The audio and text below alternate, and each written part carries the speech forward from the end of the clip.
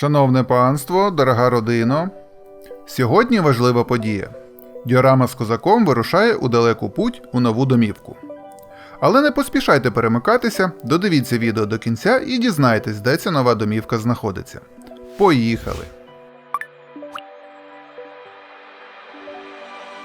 Отже, історія з цією відправкою тягнеться вже понад рік. Так, я вмію тягнути інтригу довше, ніж посередній український серіал. Затягнулася ця епопея перш за все тому, що, як ви вже знаєте, я роблю все дуже повільно. А ще я дуже люблю ускладнювати прості речі.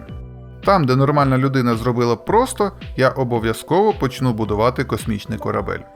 Але з іншого боку, це теж треба мати талант робити з мухи слона, а з діорами наукову експедицію. Ну, принаймні за цей час я емоційно дозрів до розставання зі своєю першою діорамою. Вона заслуговує на нових глядачів, які оцінять її належним чином.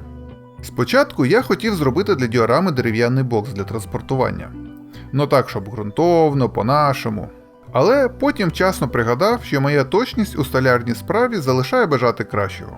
Тому вирішив не ризикувати своєю гідністю та пальцями і просто купив на відомому китайському сайті акриловий бокс, який більш-менш підходить по габаритам.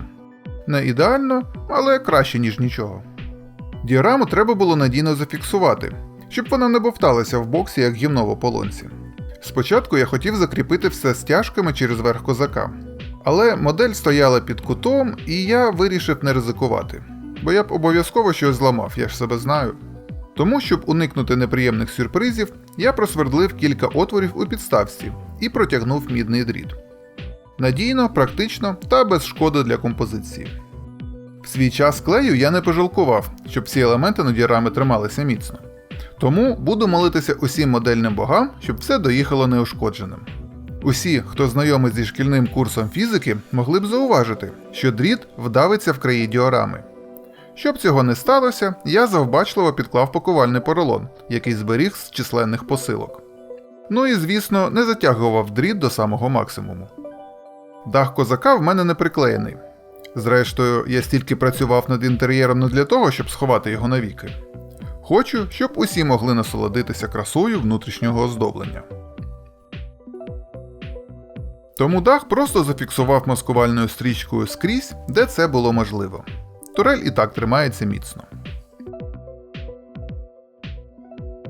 Після того, як з фіксацією усього, що може рухатись, було закінчено, настав час зібрати бокс. Для цього не потрібна вища технічна освіта, і все було зібрано за кілька хвилин. Просто вставив стінки та верх у відповідні пази і готово. Фіксувалось це теж маскувальною стрічкою в кілька проходів, для більшої надійності.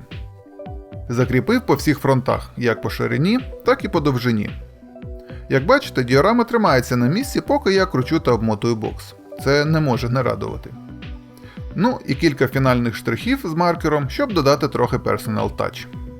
Звісно, я не міг просто віддати діораму на поталу жорстокому світу транспортування. Тому для додаткового захисту купив пухирчасту плівку.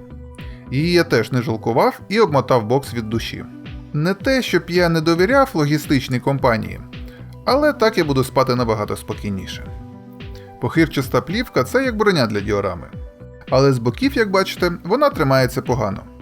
Щоб владнати цей момент, я скористався тим, що є у кожної господині на кухні – харчовою плівкою. Таким чином вже точно нічого не відклеїться.